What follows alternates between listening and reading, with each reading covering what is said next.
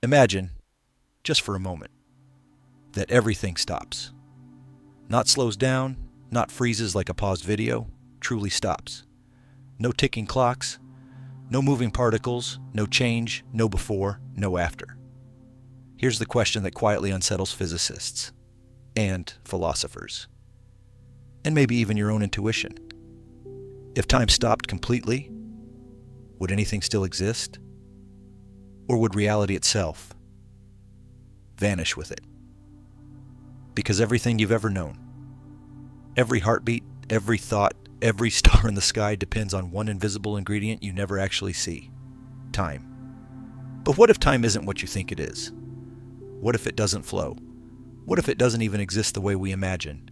And most importantly, if it could stop, what would be the very first thing to disappear?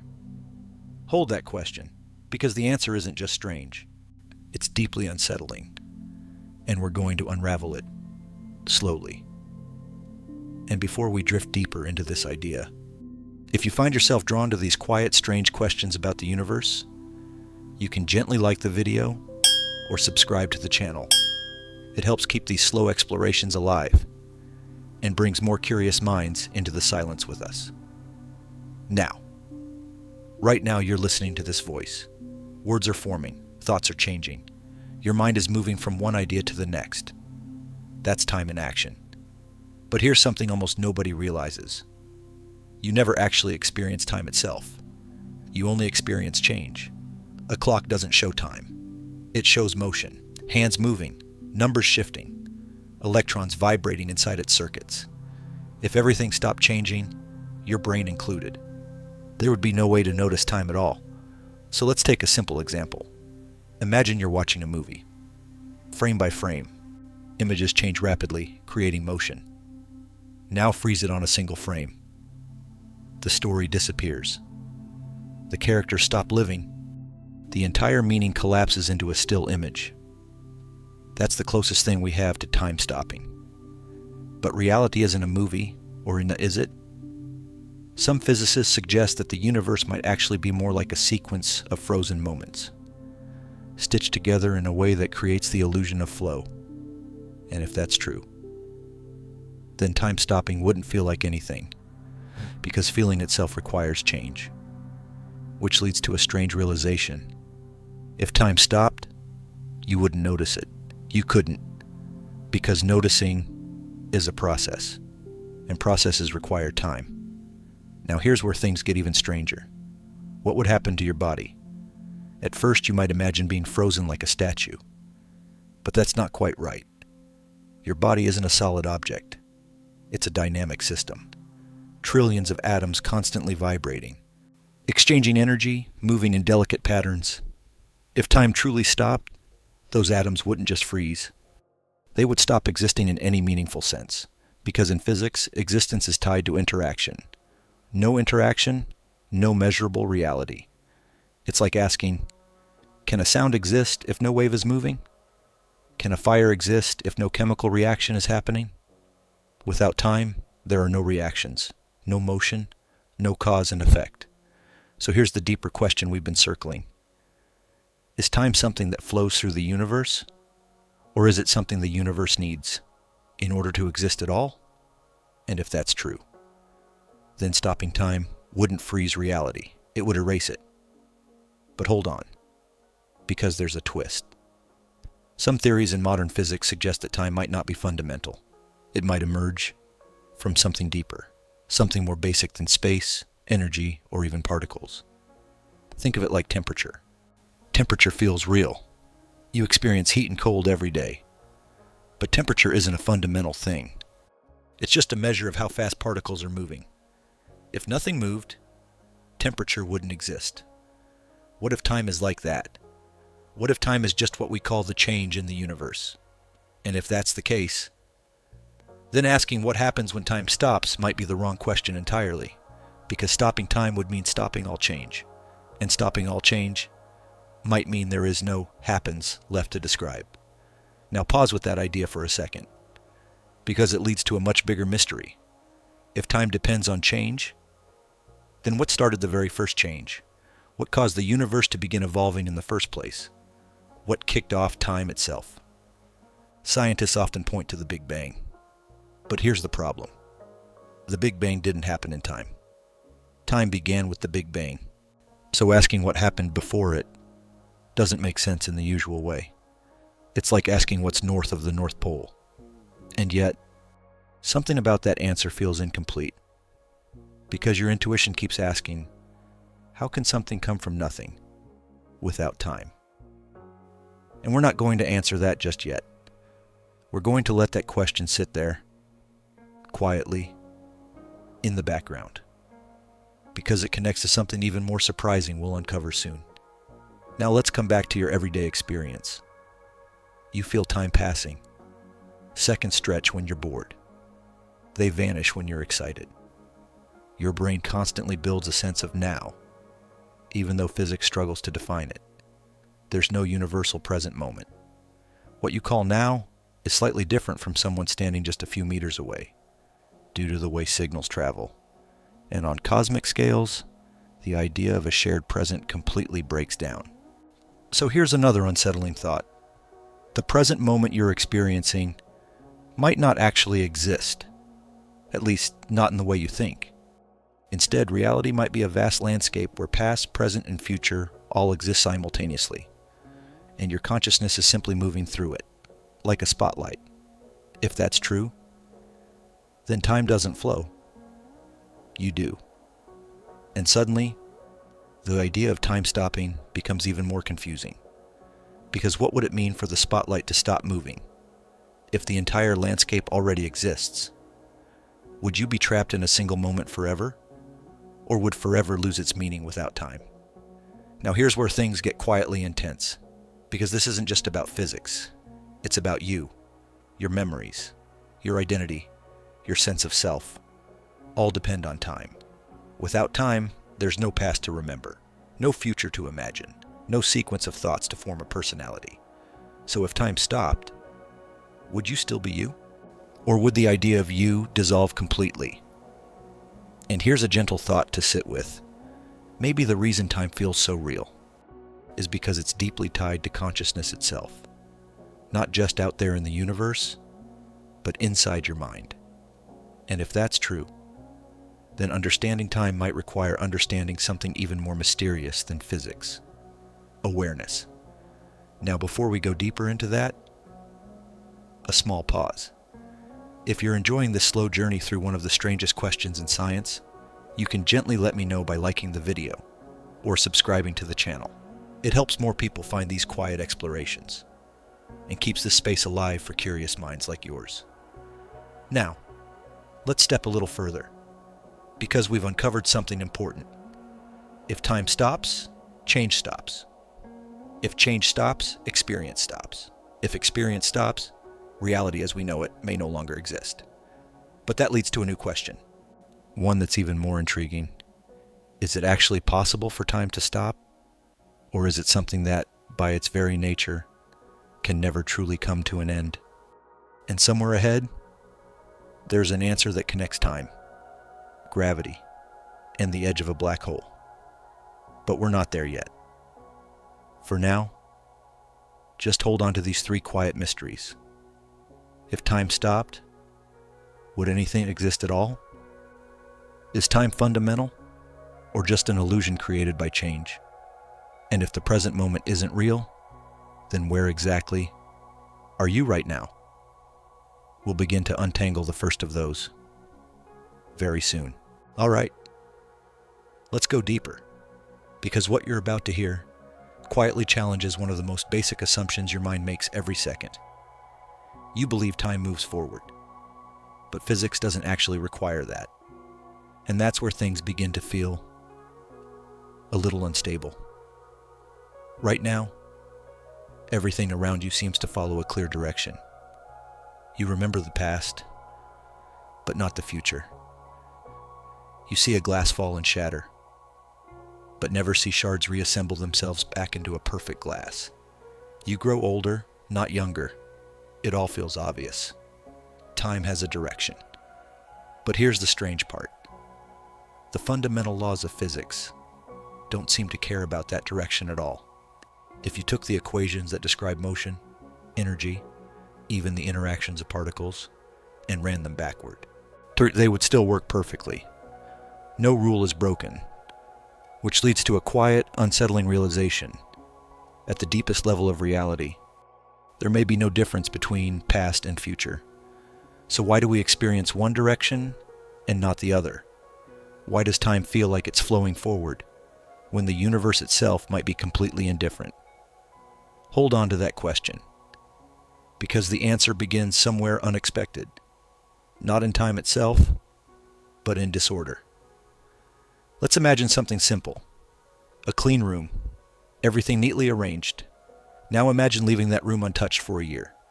Dust settles, objects shift, things become messy, order turns into disorder. Now imagine the reverse. A messy room, suddenly becoming perfectly organized on its own. No one touches it. No effort. It just happens. That feels impossible. Not because physics forbids it, but because it's incredibly unlikely. And that idea likelihood is the key. There's a concept in science called entropy. You don't need to think of it as a complex equation. Just think of it as a measure of how many ways something can be arranged. A tidy room has very few possible arrangements. A messy room has countless. So over time, systems naturally move toward the state that has more possibilities, more ways to exist, more disorder. And here's the important part. This movement toward disorder is what gives time its direction. Not because time itself is flowing, but because the universe is constantly moving from less probable states to more probable ones. So when you remember the past, what you're really remembering is a state of lower entropy. And when you imagine the future, you're imagining a state of higher entropy. That's why broken things don't unbreak. That's why smoke doesn't gather itself back into a flame. That's why time feels like it moves forward. It's because disorder increases. But now, here comes the part that makes everything wobble just a little. Because if the direction of time comes from entropy, then what happens when entropy reaches its maximum? When everything is already as disordered as it can possibly be? No gradients, no differences, no changes left to happen. What would time feel like then? Or would it feel like anything at all? Let that sit for a moment, because this is where the universe begins to whisper something very strange. A future where time might slowly fade away. But before we go there, we need to ask something even more uncomfortable. Why was the past so ordered to begin with? Why did the universe start in a state of incredibly low entropy? Because without that, there would be no direction of time at all. No past, no future, just randomness. Scientists don't have a complete answer to this. Some theories suggest it's just how the universe began. Others hint at deeper structures we don't yet understand. But here's the unsettling part. The entire experience of time, your memories, your sense of cause and effect, all depend on a very specific condition at the beginning of the universe. If that condition were different, you wouldn't just experience time differently, you might not experience it at all. Now, let's lean into that idea a little further, because there's a hidden consequence here that most people never think about. If entropy defines the direction of time, then time isn't something fundamental.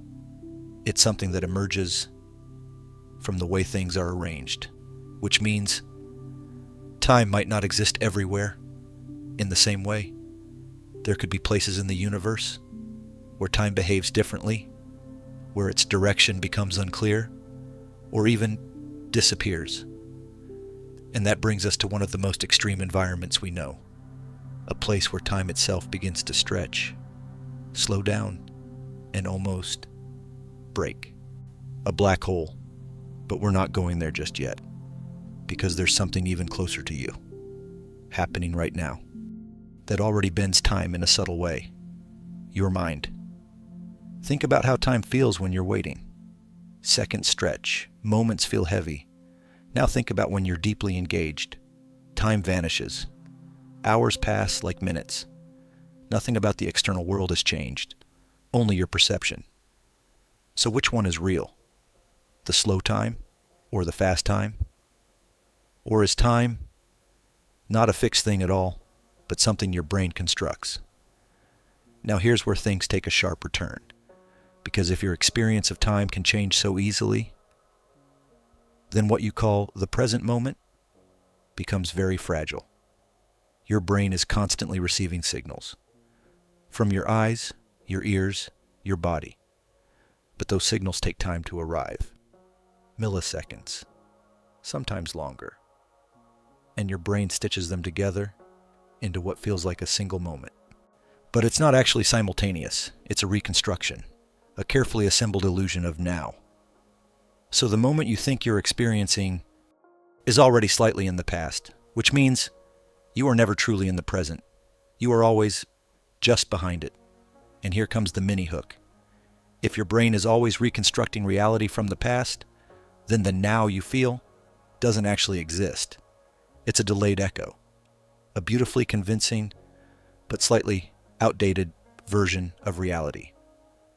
So when you ask, what happens when time stops? There's a deeper question hiding underneath.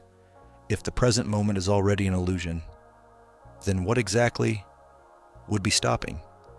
And if your entire sense of reality is built on this moving illusion, what happens when the illusion itself can no longer update? We're getting close to something important now, because we've uncovered 3 quiet truths. The laws of physics don't require time to move forward. The direction of time comes from entropy, from disorder increasing, and your experience of time is constructed by your brain. So now the question becomes sharper, more precise, and a little more unsettling. If time is not fundamental, if it depends on change, probability, and perception, then could there be a situation where all 3 break down at once, where physics, entropy, and consciousness all lose their grip on time somewhere in the universe? That might already be happening. And when we get there, you'll see why time stopping might not be a sudden event, but something far stranger, something that slowly and quietly dissolves. In the next part, we're going to step into a place where time doesn't just feel different, it physically changes.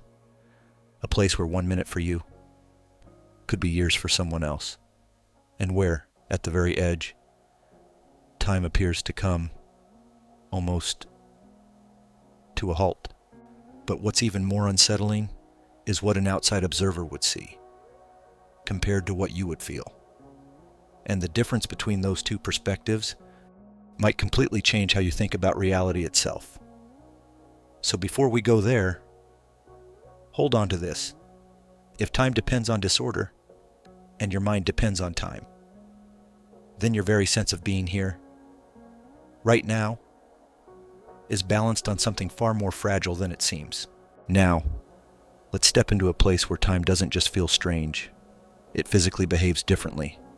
A place where the simple idea of 1 second completely breaks down. Because until now, we've been talking about time as something tied to change, entropy, and perception. But there's another layer, a deeper one. Time is also connected to gravity. And once you see how those 2 interact, the idea of time stopping stops being abstract and starts becoming something disturbingly real. Let's begin with something simple. Imagine you're holding a clock in your hand, a perfectly accurate clock. Now imagine placing that clock somewhere far away from any massive object, floating in deep space, far from planets, stars, anything with significant gravity. That clock will tick at a certain rate. Steady, predictable. Now take an identical clock and place it on the surface of a massive planet, or better yet, near something far more extreme, a black hole. Here's the part that sounds impossible at first. Those 2 clocks will not tick at the same speed. The one closer to gravity will tick more slowly. Not just appear slower, actually slower. Time itself stretches. This isn't science fiction. It's been measured, tested, confirmed, Even clocks on Earth tick slightly slower at sea level than they do on a mountain. The difference is tiny, but real. So gravity doesn't just pull objects, it bends time. Now pause with that idea, because it means something profound. Time is not universal. There is no single shared clock for the universe. Time depends on where you are and how close you are to mass. So already, the idea of time stopping becomes more complicated, because time isn't one thing. It's many local experiences, each shaped by its environment. Now let's take a step closer to the extreme. Imagine approaching a black hole, not falling in just yet, just getting closer. As you move toward it, gravity becomes stronger, and your clock begins to slow down. From your perspective, everything feels normal. Your heartbeat is steady. Your thoughts flow. Nothing feels different, but to someone watching you from far away, something very strange happens. They see you slowing down. Your movements become more sluggish. Your voice, if they could hear it, would stretch, deepen, fade. And as you get closer to the edge of the black hole, something astonishing occurs. From their perspective, you never quite cross the boundary. You slow down more, and more, and more, until you appear to almost freeze. Suspended in time, hovering at the edge, forever. Now here comes the mini hook, because from your perspective, you don't freeze at all. You cross the boundary. You continue moving. Time feels normal. So which one is real? Are you frozen in time, or moving forward like nothing happened? The unsettling answer is both, depending on who's observing. Two different realities, both valid, both consistent with physics. And they don't agree. Now sit with that for a moment, because this is where time begins to lose its familiar shape. If time can flow differently for different observers, then the idea of a single moment becomes meaningless. There is no universal now, only personal timelines, local experiences, and this leads to something deeply counterintuitive. Two people can disagree about the order of events, and both be correct. Cause and effect begins to blur. Now let's go one step further, because we've been talking about slowing time. But what about stopping it? Is there a place where time actually comes to a halt? The edge of a black hole, called the event horizon, seems like a candidate. From the outside, it looks like time stops there, but from the inside, it doesn't. So where exactly would time stop, or does it ever? Here's where things become even more subtle. Physics doesn't really allow time to stop in a clean, absolute way. Instead, it allows time to stretch, arbitrarily, to slow down closer and closer to zero, without ever quite reaching it, like approaching a destination, but never arriving. So the idea of time stopping might not be a sharp event. It might be a limit, a boundary, something you can get infinitely close to, but never fully touch. And yet, there's a deeper layer we haven't explored, because everything we've discussed so far still assumes that time exists, even if it's stretched, even if it's relative. But what if there are situations where time doesn't just slow down, but loses its meaning entirely? To get there, we need to think about something unexpected. Not space, not gravity, but information. Because at its core, physics isn't just about matter or energy. It's about information changing, states evolving, patterns transforming. And time is how we keep track of that change. So what happens if information can no longer change? If a system reaches a state where nothing new can happen? No new arrangements, no new differences, no new possibilities. This brings us back to something we touched on earlier, but now we can see it more clearly. Maximum entropy, a state where everything is as random, as spread out, as uniform as possible. No gradients, no structure, no direction. In that state, there is no preferred future, no meaningful past, no change, and without change, time becomes meaningless. Not stopped, not frozen, just irrelevant, like asking which direction is forward in a perfectly symmetric space. There is no answer. Now here's where things quietly connect, because the universe itself may be moving toward that state, very slowly, over unimaginable timescales. Stars burn out, galaxies drift apart, energy spreads thinner and thinner, until eventually everything reaches equilibrium. No more usable energy, no more structure, no more events, a silent, uniform cosmos, and in that distant future, time wouldn't dramatically stop. It would fade, like a story that runs out of new sentences. Now let's bring this back to you, because all of this might feel distant, cosmic, abstract, but the same principles apply right here. Your thoughts depend on change. Neurons firing, signals moving, patterns shifting. If that activity stopped, not slowed, stopped, your experience wouldn't freeze. It would vanish. No awareness of stillness, no sense of being paused, just absence. And that's a very different idea than what we usually imagine. When we think of time stopping, we picture being trapped in a moment. But physics suggests something else. There would be no trapped, because there would be no moment left to experience. Now here's the second mini hook of this part. If time can stretch, depending on gravity, and disappear, when change disappears, then time is not something the universe runs on. It's something that appears only when certain conditions are met, which raises a deeper question. What are those conditions? And could there be regions or states where time never emerges at all, where reality exists, but without any sense of before or after? We're getting very close to the edge now, because in the next part, we're going to explore something even more unsettling. Not what happens when time slows or fades, but what happens when different observers don't just disagree about time. They disagree about reality itself, where what is real for one is impossible for another, and somehow both are still correct. So hold on to this. Time can stretch, time can differ, time can fade, but maybe time isn't the foundation of reality at all. Maybe it's just a shadow, cast by something deeper that we haven't fully seen yet. And once we start looking there, the question won't just be, what happens when time stops? It will become something far stranger.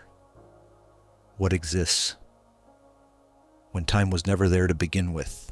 Now, let's move into something even more unsettling. Because up until this point, we've been bending time, stretching it, slowing it, watching it fade. But what if time doesn't just behave strangely? What if it isn't even part of the deepest layer of reality at all? What if time is something that appears only after the universe becomes complex enough, not fundamental, not built into the foundation, but emerging like a shadow? Let's start with a simple idea. Imagine a single photograph, one frozen image, no motion, no change, no sequence. On its own, that image has no time. Now imagine a second image, slightly different, then a third, and a fourth. If you arrange them in order, something interesting happens. A story begins to appear, movement emerges, and suddenly, you feel time. But here's the key insight. Time didn't exist in any single image.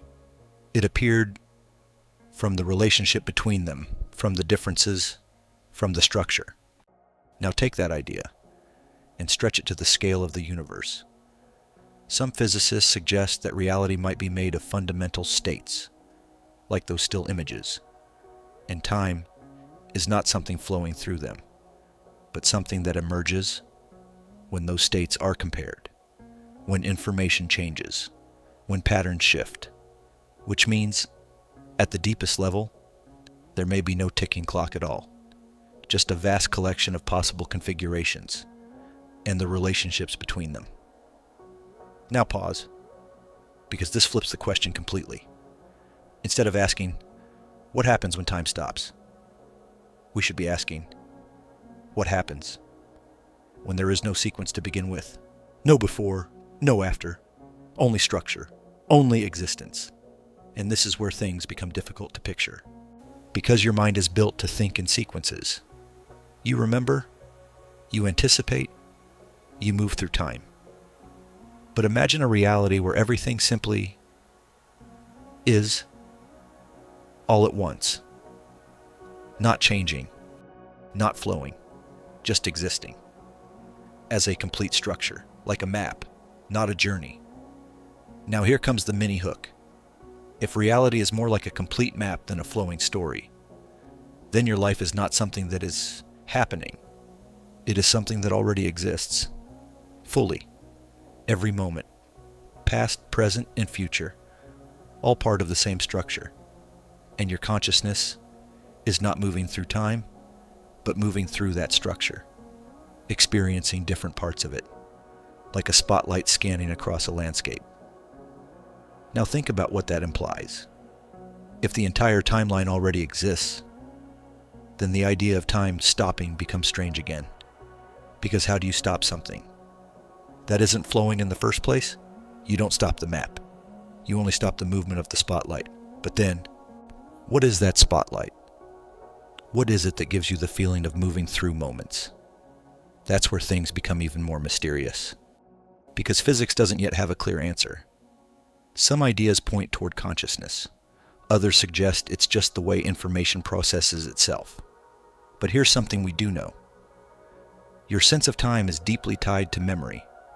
You feel time passing because you remember previous states and compare them to the current one. Without memory, there is no sense of time, just isolated moments, disconnected. Now imagine that memory disappears. Not gradually, instantly. You wouldn't feel time stop. You wouldn't feel anything. Because feeling itself depends on comparison, on change, on sequence. Now let's go one layer deeper. Because there's another concept, quietly hiding beneath all of this. Causality, cause and effect. You drop a glass, it shatters. You press a key, a sound plays. Everything feels ordered. But causality depends on time. Cause comes before effect. But if time isn't fundamental, then causality might not be either. And that leads to a strange possibility. At the deepest level, events may not be caused in the way we think. They may simply be connected, like points on a map, not pushing each other forward, but existing in relation. Now let that idea settle, because it removes something we rely on every day, the sense that the future is being created step by step. Instead, the future may already be part of the structure, just like the past. And what we experience as becoming is just our limited perspective, moving through it. Now here's where the second mini hook hits. If cause and effect are not fundamental, then nothing is truly making the next moment happen, which means there is no mechanism that could stop time. Because there is no mechanism running it. Time isn't a machine. It's an interpretation, a way of describing relationships between states.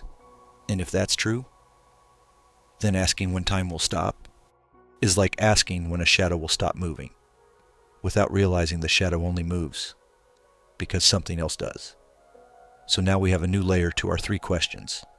If time stopped, would anything exist? We've seen that existence may not even depend on time. Is time fundamental or an illusion?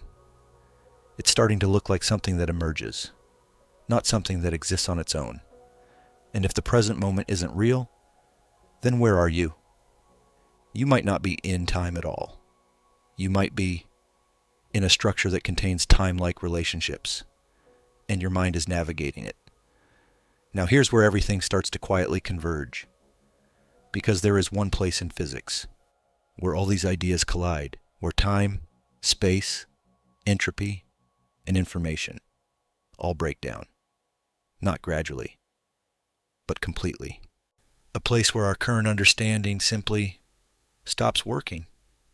The very beginning of the universe, the Big Bang. But remember, the Big Bang is not just an explosion in time, it's the origin of time itself. So when we look back toward it, we're not just looking into the past, we're looking toward the boundary, where the concept of past no longer applies. And here's the unsettling part. As we approach that boundary, mathematically, time begins to lose its meaning. The equations stop behaving normally. They no longer describe a flowing timeline. They describe something else, something more primitive, something without clear before and after. Now imagine this. The universe didn't begin at a moment. It began as a condition, a state, from which the idea of time emerged. And if that's true, then time didn't start ticking like a clock. It crystallized, like a pattern forming out of something deeper. Now here comes the third mini hook of this part. If time had to emerge, then there could be situations where it unemerges, where reality returns to a state without time. Not frozen, not paused, but fundamentally timeless. And if that's possible, then the end of time might not look like a dramatic halt. It might look like a quiet dissolution back into something more basic, something that doesn't need time at all. In the next part, we're going to explore the beginning of everything, not as an explosion, but as a boundary where time itself fails to exist. And more importantly, we'll ask a question that sounds simple, but might be impossible to answer. If time began, what does it even mean to ask? What came before? Now, let's approach the edge. Not the edge of space, not the edge of a black hole, but the edge of time itself. Because everything we've explored so far leads us here, to a place where asking before and after or except may no longer make sense. We often imagine the beginning of the universe as a moment, a point in time, a kind of cosmic zero. But that picture is misleading, because time didn't exist before the universe, it began with it. Which means the Big Bang was not an event in time. It was the event that created time. Now pause with that idea, because it breaks something very deep in your intuition. You're used to thinking, first this happened, then that happened. Cause, then effect. But at the beginning of the universe, there was no before for a cause to exist in. No timeline to place events on. So when we ask, what happened before the Big Bang? We're asking a question that may not have an answer. Not because we don't know it, but because it might not be a valid question at all. It's like asking, what is south of the South Pole?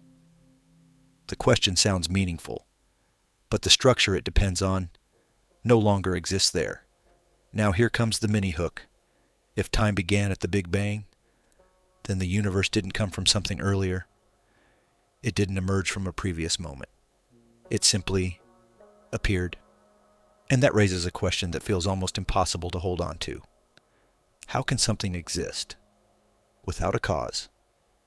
Now, let's move carefully here, because physics doesn't quite say something came from nothing in a simple way. Instead, it suggests that our idea of nothing might be incomplete. What we call nothing could actually be a state with structure, a kind of underlying reality, without time, without space, but not truly empty. Some theories describe it as a quantum state, a field of possibilities, not events, not sequences, just potential. And under certain conditions, that potential can give rise to a universe, not through a process in time, but through a transition that defines time itself. Now imagine this. You're not watching a story unfold. You're looking at a complete book. Every page already exists. The beginning, the middle, the end. But the act of reading creates the experience of time. Now take away the reader. The book still exists, but there is no unfolding, no progression, only structure. This is similar to how some physicists think about the universe. time is not the book. Time is the experience of reading it. Now here's where things become even more subtle. Because when we try to describe the very beginning, our current theories begin to fail.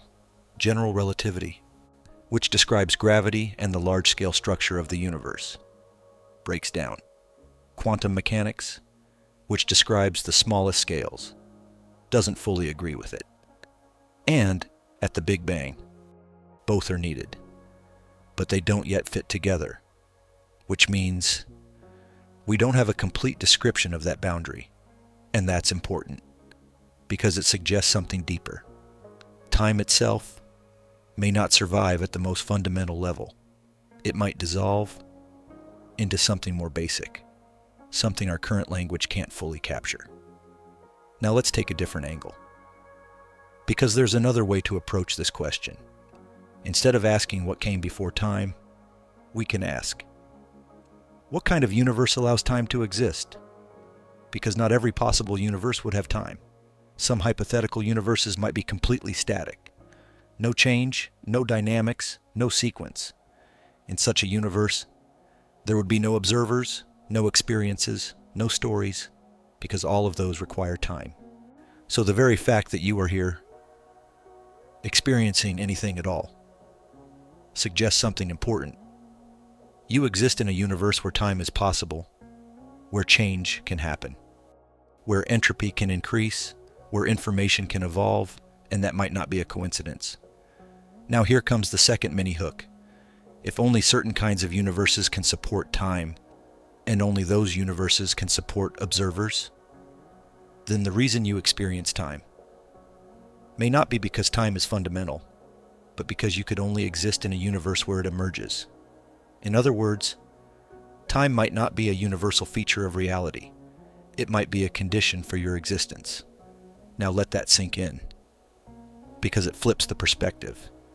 You're not just living in time. You are part of a structure that requires time to appear. Now let's return to one of our original questions. If time began, could it also end? At first glance, the answer seems simple. Yes. The universe could reach a state of maximum entropy. No more change, no more events. And in that sense, time would effectively end. But here's the subtle twist. That wouldn't be an end in the way we imagine. No final moment, no last second ticking away. Because without change, there would be no way to mark that moment, no observer to notice it, no difference between just before and just after. So instead of a dramatic ending, time would simply become undefined, meaningless, like a word that no longer refers to anything. Now imagine that, a universe that still exists, but where the concept of time has no role, no function, no meaning. And here comes the third mini hook. If the beginning of the universe is a place where time doesn't exist yet, and the far future is a state where time no longer has meaning, then time is something that exists only in between. A temporary feature, a phase, like a bridge between two timeless states. Now hold on to that image, because it changes how we think about everything. Time is not the container of the universe. It's something that happens within it, and only under certain conditions. Which brings us back to you, your thoughts, your awareness, your sense of moving through moments. All of that exists within this window where time is meaningful, but outside of that window, at the deepest beginning and the farthest future, that framework disappears. Now the question becomes even more personal. If your mind depends on time, and time is only a temporary feature of the universe, then what does that say about consciousness? Is it also temporary? Or is it tied to something deeper? Something that exists even when time does not? We don't have a clear answer, but the question itself points toward the next layer of this journey. Because in the next part, we're going to explore something that sits right at the intersection of all of this. Information. What it means, how it changes, and whether it can exist without time at all. Because if information can exist without time, then reality might not need time to exist, only to change. And that distinction might completely transform the way you see everything. Now, let's shift the lens. Because everything we've explored so far, time, entropy, gravity, the beginning of the universe, has been pointing quietly towards something deeper. Something we don't usually think of as physical. Information. Not matter, not energy, but information. Because at the most fundamental level, physics may not be about things. It may be about what can be known, what can change, and what can be distinguished from something else. Let's begin with something simple. Imagine a blank sheet of paper, completely white, no marks, no patterns, no variation. Now imagine placing a single dot on it. Suddenly, something has changed. There is now a difference, a contrast, a piece of information. That dot carries meaning, not because of what it is, but because it is different from the background.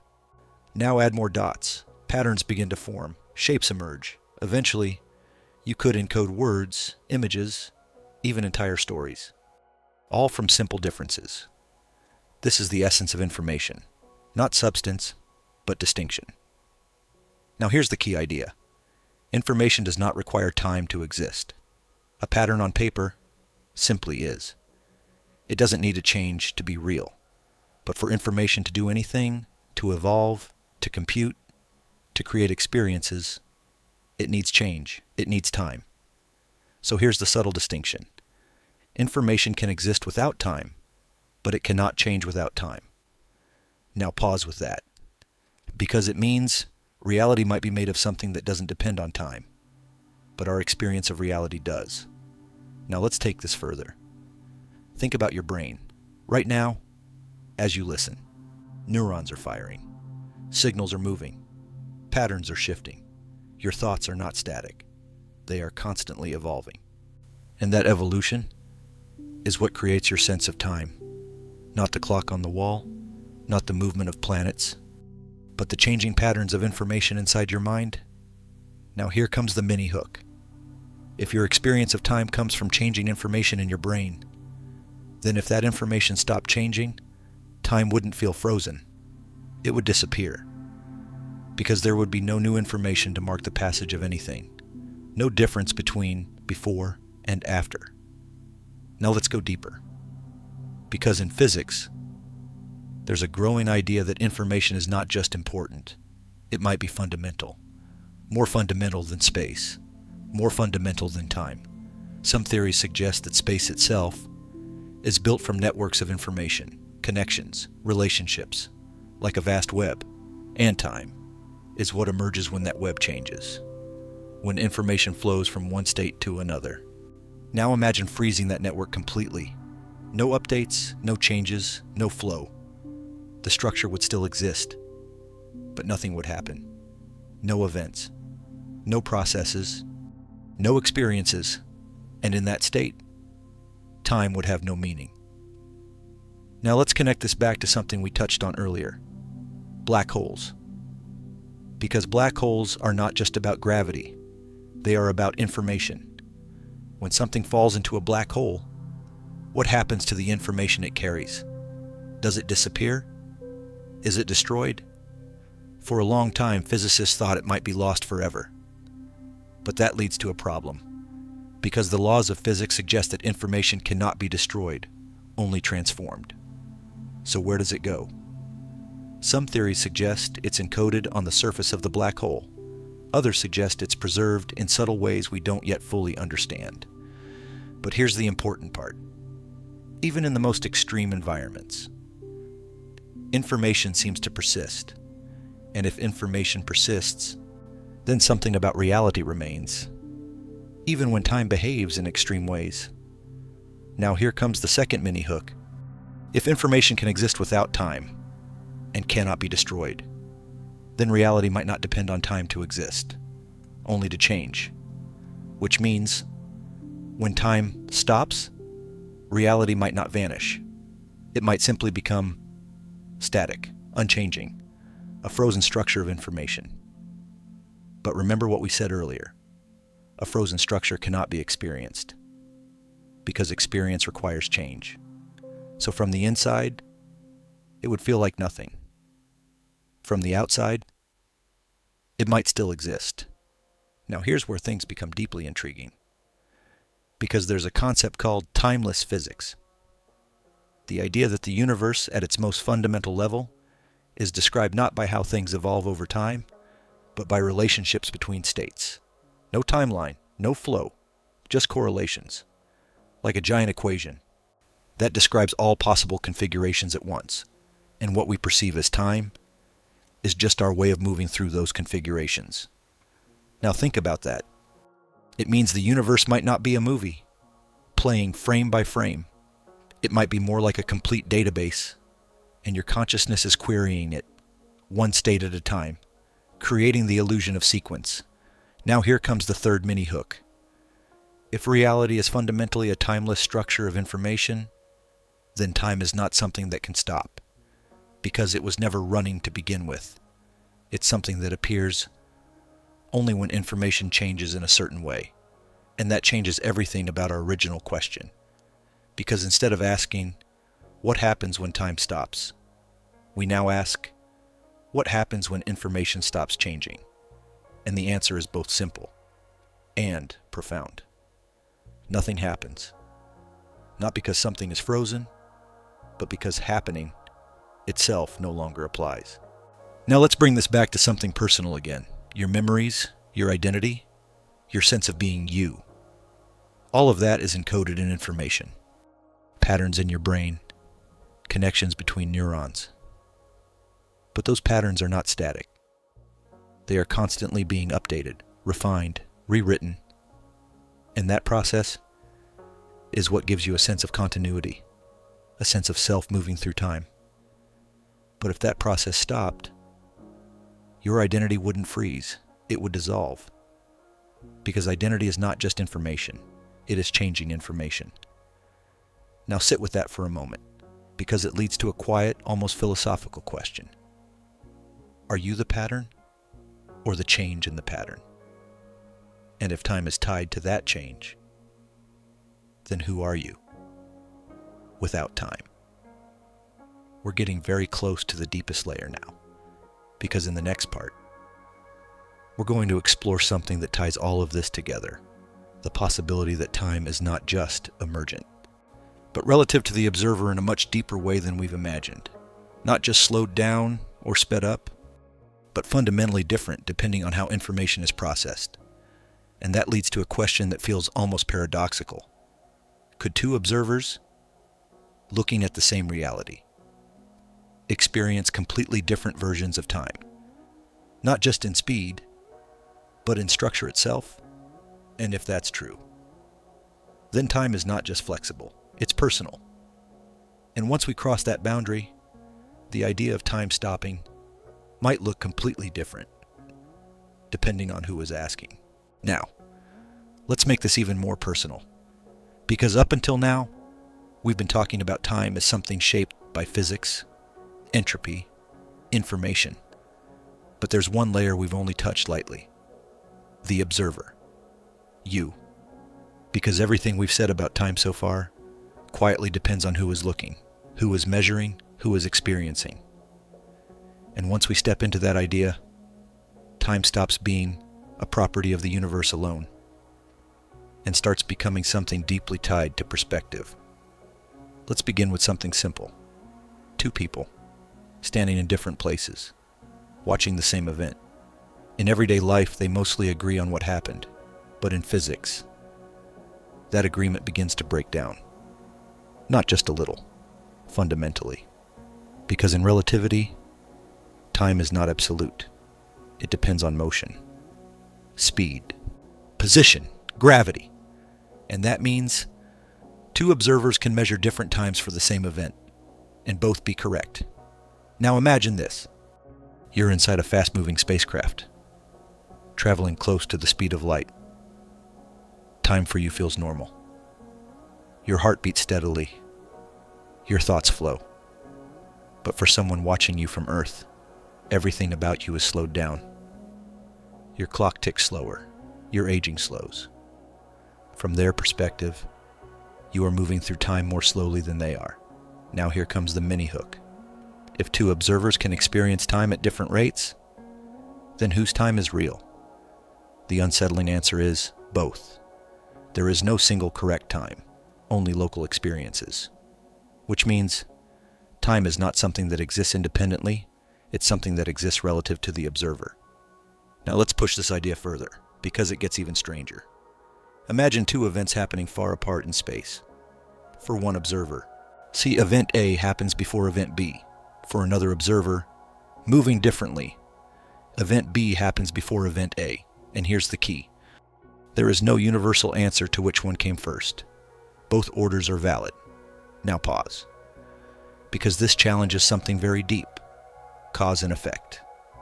We rely on the idea that causes come before effects. But if the order of events can change depending on perspective, then causality becomes flexible. Not completely broken, but not absolute either. Now let's connect this back to time stopping.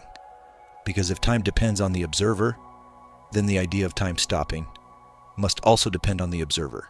From one perspective, time might appear to slow down, almost to a halt. From another, it continues normally, just like what we saw near a black hole. But now we're going to take it one step further, because there's a deeper idea hiding underneath all of this. Not just that time is relative, but that different observers might not even agree on what reality is. Let's imagine a simple system. A particle. In quantum physics, that particle doesn't have a definite state until it's measured. It exists in a kind of spread of possibilities. Now imagine two observers. One measures the particle, the other does not. For the first observer, the particle has a definite state. For the second, it remains uncertain. Two different descriptions of reality, both valid. Now here comes the second mini hook. If observers can disagree not just about time, but about the state of reality itself, then time is not just relative. Reality is.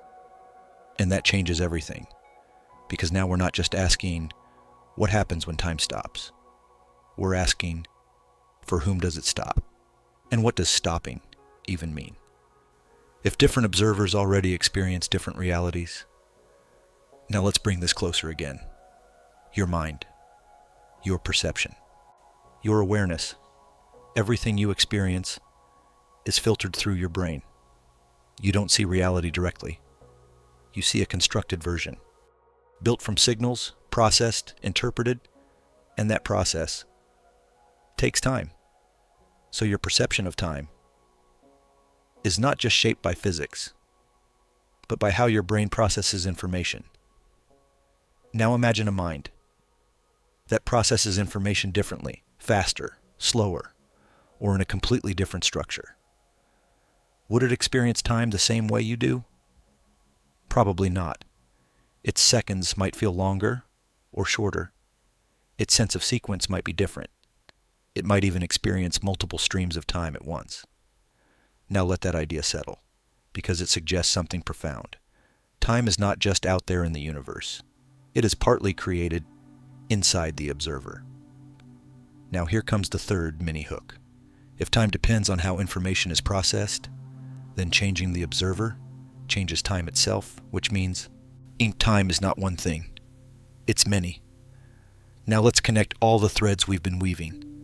Entropy gives time a direction. Gravity bends time. Information allows time to emerge, and the observer shapes how time is experienced. So what happens when all of these come together? When gravity is extreme, entropy reaches its limit, information stops changing, and the observer can no longer process anything new? That might be the closest thing to time stopping we can imagine. But even then, it wouldn't be a universal event. It would be local, perspective dependent. Now here's where things become almost philosophical, because if time depends on the observer, then without an observer, what happens to time? Does it still exist? Or is it just a description of how observers experience change? Some interpretations of physics suggest that without observers, there is no meaningful concept of time, only states, only relationships. Now imagine that. A universe with no observers, no minds, no perspectives. Would time exist there? Or would it simply be a timeless structure, waiting to be experienced? And if that's true, then the existence of time might be tied not just to physics, but to awareness itself. Now let's return to one of our original questions. If time stopped, would anything exist? We've seen that existence might not depend on time, but experience does. If time stopped for you, your experience would vanish. But from another perspective, reality might continue, unchanged. Now here's the quiet conclusion of this part. Time is not a universal stage where everything happens. It's more like a lens, a way of seeing, a way of organizing change. And different observers hold different lenses. In the next part, we're going to explore something even deeper. Not just how observers experience time, but how the universe itself might not need time at all. To define reality, we'll step into theories where time disappears completely from the equations, and yet reality still makes sense. Which leads to a final, almost haunting question. If the universe can exist without time, then why do you experience it so strongly? And what is that experience really telling you about the nature of reality?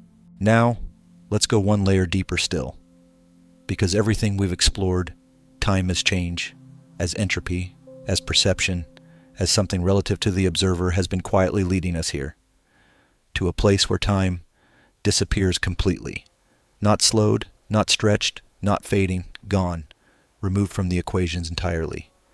And yet, strangely, reality still seems to work. Let's begin with something unexpected.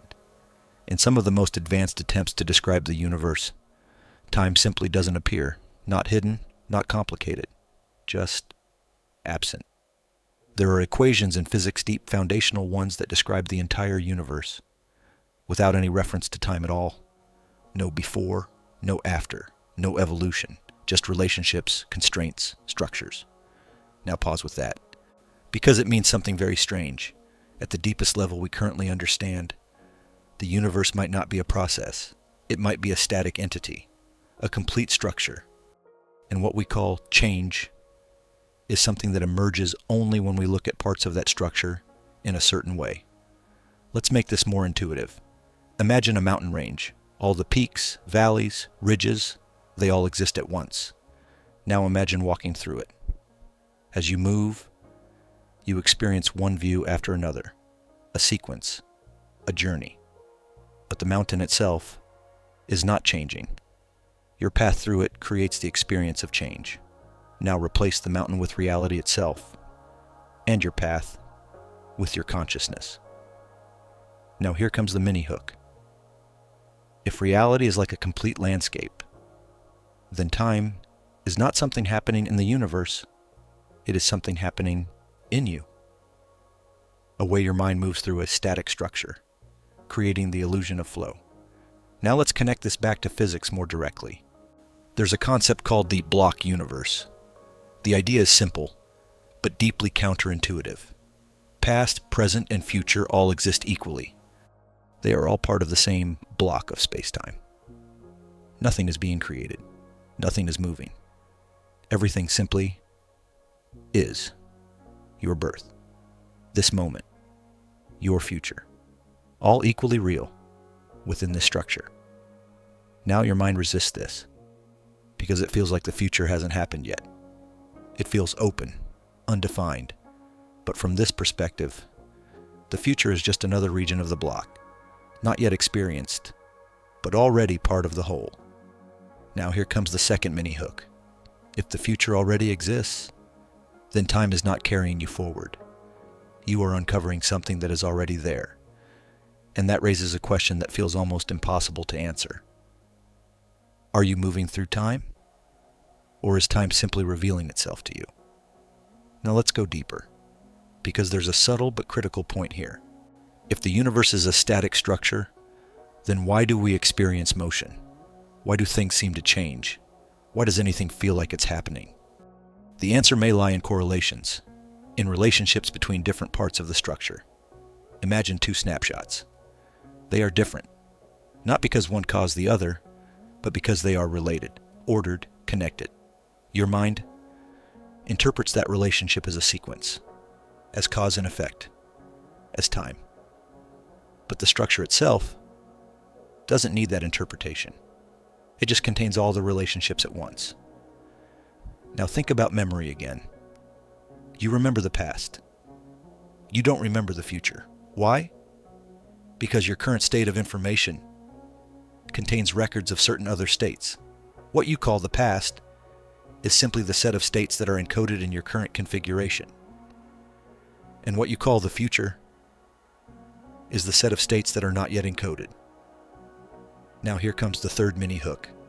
If memory defines the past, then the direction of time may not be a property of the universe, but a property of how information is stored. Which means time's arrow is not something out there. It's something emerging from within. Now let's connect all of this back to our central question. What happens when time stops? From this perspective, time never truly existed as a flowing entity, so it cannot stop. What can stop is the experience of moving through the structure, the updating of information, the process your mind uses to generate the feeling of now. And when that stops, there is no frozen moment, no eternal pause, because there is no moment without that process. Now let's take one more step, because there's an even deeper idea hidden here.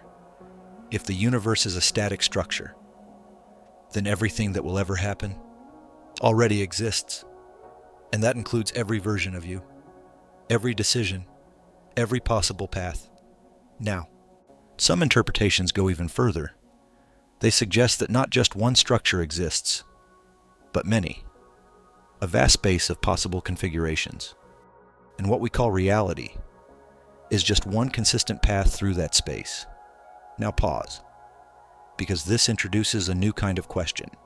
Not just what is time, but why this sequence? Why this path? Why this experience? And we don't yet have a complete answer, but it hints at something profound. Your experience of time might be tied to the way information flows, through a specific pattern that you call yourself. Now let's return to something simple again. Right now, you feel like you are here, in the present, moving forward. But everything we've explored suggests something different. You are not moving through time. You are part of a structure that contains many yous at different positions, and your awareness is linked across them in a way that creates continuity. Now here's the quiet realization. Time is not the stage. It's the story you perceive, as your awareness connects different parts of reality. And when that connection breaks, time doesn't freeze. The story simply stops being told. In the next part, we're going to step into one of the most subtle and unsettling ideas of all, that the flow of time might not just be an illusion, but a necessary illusion, something your mind creates, because without it, reality would be incomprehensible. And once we see why, the question won't just be, what happens when time stops?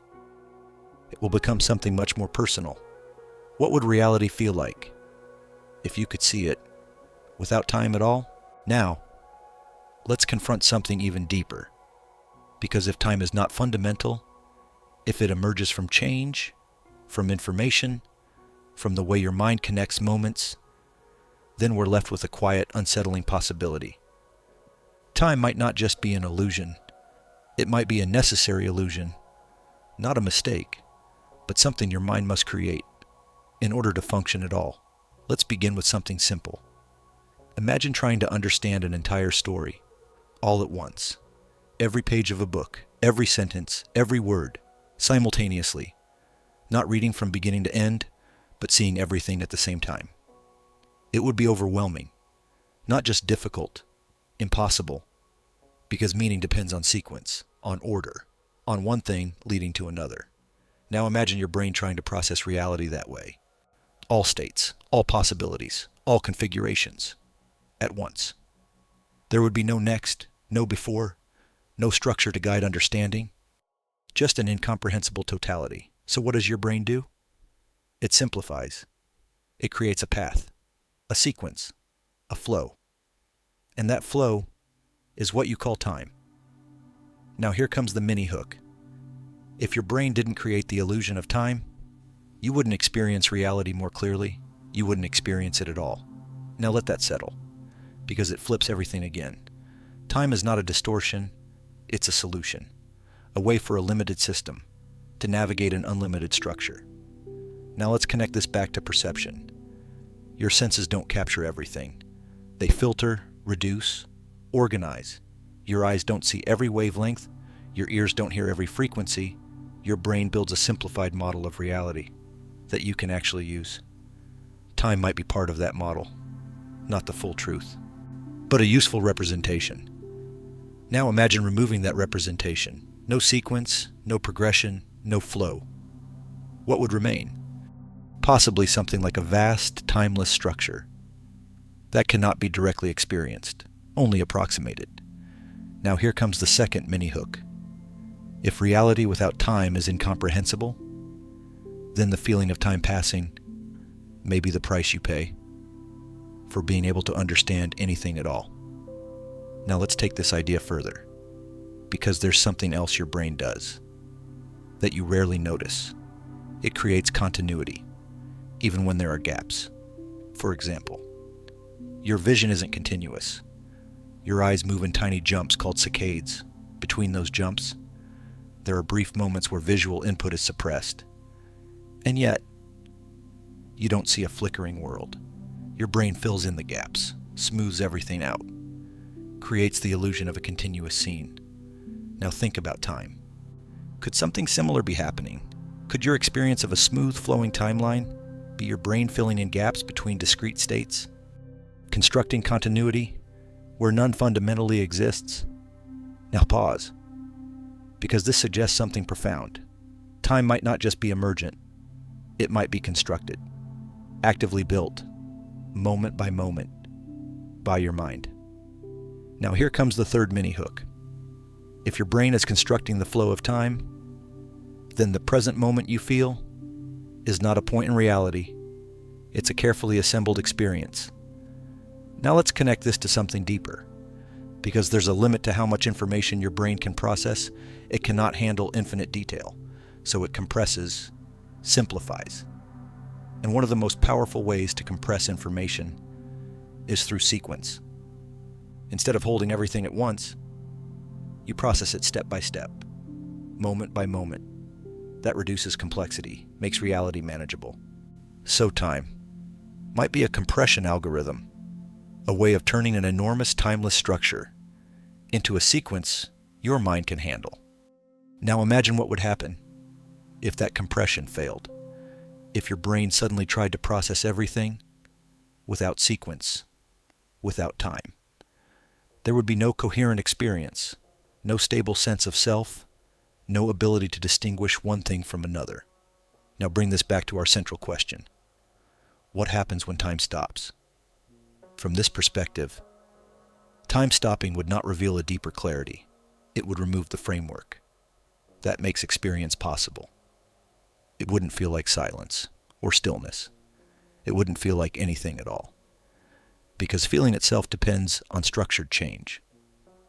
Now let's go even deeper, because there's one more layer here, and it touches something very personal. Your sense of identity.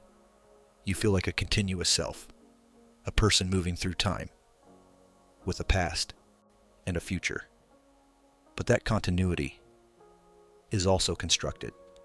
Your brain links memories together, builds a narrative, creates a sense of you that persists. But if time is an illusion, then that continuity might be as well. Now here's a quiet thought. What if you are not a single entity moving through time, but a series of connected states, linked by information, giving the impression of continuity? No, let that settle, because it changes the meaning of everything. You are not just in time. You are part of the process that creates it. Now here comes the fourth mini hook of this part. If your sense of self depends on time, and time depends on how your brain processes information, then your identity is deeply tied to an illusion, a necessary one, but still an illusion. Now, before this feels too abstract, let's ground it again. You wake up in the morning. You remember yesterday. You anticipate today. That structure gives your life coherence, meaning, direction. Without it, there would be no story, no goals, no sense of movement.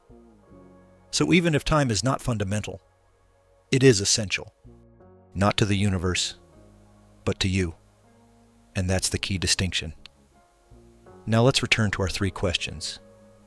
Once more, if time stopped, would anything exist? Possibly yes, but it wouldn't be experienced. Is time fundamental or an illusion?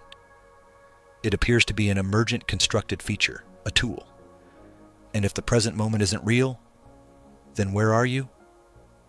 You are within a system that is generating the experience of now. Now here's where everything begins to point forward. Because if time is a necessary illusion, then there may be limits to how much we can ever understand reality without it. But there may also be ways to glimpse beyond it. Moments where the sense of time weakens, where the flow feels different, where something deeper begins to show through. In the next part, we're going to explore those edges, states where time seems to distort, disappear, or behave in ways that don't fit our normal experience. And in those moments, we might begin to see what reality looks like when time loosens its grip. Now, let's move to the edge of experience itself, because everything we've said so far suggests something quietly radical. Time is not just out there in the universe. It is deeply tied to how you experience reality. And that means, if your experience changes, time changes with it. Not physically in the equations, but phenomenologically in how it feels. And sometimes, that shift becomes so strong, it almost feels like time is breaking. Let's begin with something familiar. Think about a moment when you were completely absorbed. Maybe you were creating something, listening to music, lost in thought, or simply staring into the distance. And suddenly, time vanished, minutes passed, or hours, and it felt like nothing. No sense of duration, no ticking, just presence. Now compare that to a moment of waiting, standing in line, watching a clock. Every second feels stretched, heavy, almost resisting movement. Nothing external has changed. The same physical time passes, but your experience of it is completely different. Now here comes the mini hook. If time can speed up, slow down, or disappear entirely in your experience, then what you call time is not a fixed flow. It's a flexible construction. Now let's go deeper, because these everyday examples are just the surface. There are more extreme cases, moments where people report something even stranger, a complete distortion of time. In certain intense experiences, people describe time as expanding, a single second feeling like minutes, or even longer. Thoughts unfolding in extraordinary detail, as if the mind has more space to process information. In other cases, time seems to collapse. Events blur together, sequences disappear, and the sense of order breaks down. Now pause, because this suggests something important. The structure of time is not fixed. It depends on how information is processed. Now let's connect this back to physics. Earlier we saw that time can stretch due to gravity. Near a black hole, external time slows. But from the inside, everything feels normal. Now we're seeing something similar.